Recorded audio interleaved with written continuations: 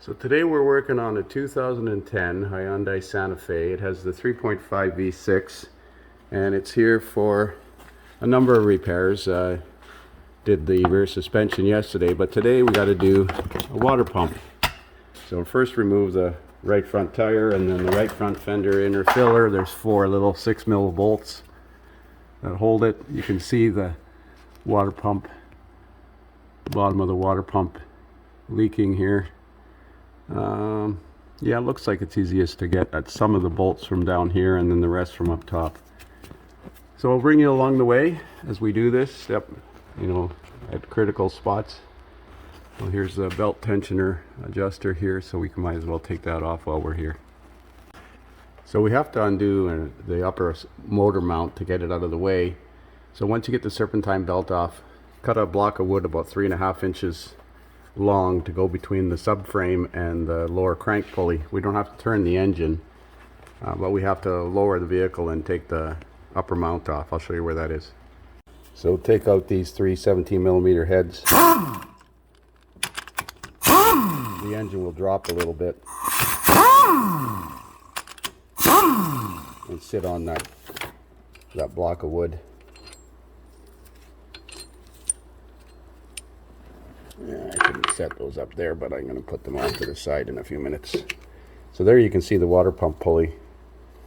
And we're going to actually remove this motor mount off the body. There's, looks like 3 bolts here, and it'll give us that much more room to get in there. So with that motor mount out of the way, you can get at this pulley. Take the 4 6mm bolts that hold the pulley off, off, and you can't get it out of there. So I'm hoping we can move it off to the side enough to get at the attaching bolts and take the water pump out with it. Here's the new water pump. So I got an idea of how many bolts. I've already removed this one, this one, this one, and no, not that one. Okay, well, we'll continue. So if you put a jack stand under the front of the motor and lift the engine about 1 inch, you can weasel that pulley out of there. One bolt is slotted here because it comes out and hits the frame by the looks of it. So it looks like the water pump can be dropped. So once that pulley's out of the way, you got quite a bit more room to get in there. So there's most of the bolts out. There is one unique bolt here. It's a T40 Torx. So if you need a 1/4 inch drive, it's right down in here. Right, come on, focus. Right down there. Right against the bottom of that housing. And I don't know if you get in there with a 3/8 drive one because there's not much room for the socket. It's a T40. This bolt won't come out of here, so I'm hoping it's going to stay there, and that's why they slotted the housing. And I got a couple bolts on the bottom still that I got to get from underneath. Now I did block it up 1.5 inches higher, so it's actually at 5 inches now. 3.5 plus 1.5 inches is 5. So it's 5 inches from the block of wood. You got a 3.5 and then a 1.5 inch piece to hold it up just that high. You don't want to raise it too high, you might stress the CV shafts. I don't see anything else interfering, but we're going to lift that car up now. So there's the pump off. You have to drop it down to slide it off this bolt because it won't come out of the cover. And then there are 2 dowel pins on this thing that make it a little bit difficult to get off. So I had to pry on it, tap on it, wiggle it.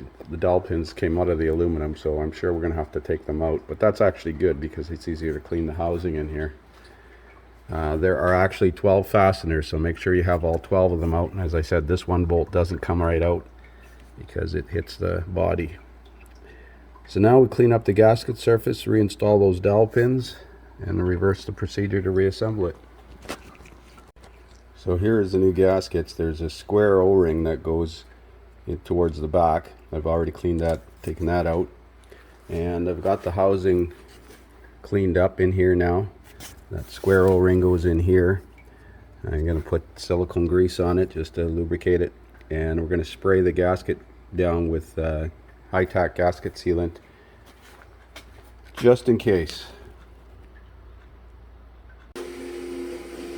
So there's the two dowel pins out of the water pump. I'm going to tap them back into the timing cover. They'll hold the gasket in these two spots here, but they line the water pump up mainly. That's the reason for them. The bolts don't secure them. So there's the serpentine belt arrangement. I've got the serpentine belt on. It's basically back together. It's back together. Just got to fill the cooling system and run it. Rinse off the drained antifreeze from down below. Put the engine cover back on, and we should be good to go. So it's back together and running. No leaks. Cooling system's full. We'll run it up to temperature. We'll pick up a couple more parts tomorrow. Need a caliper for the left front. And some new rear shock.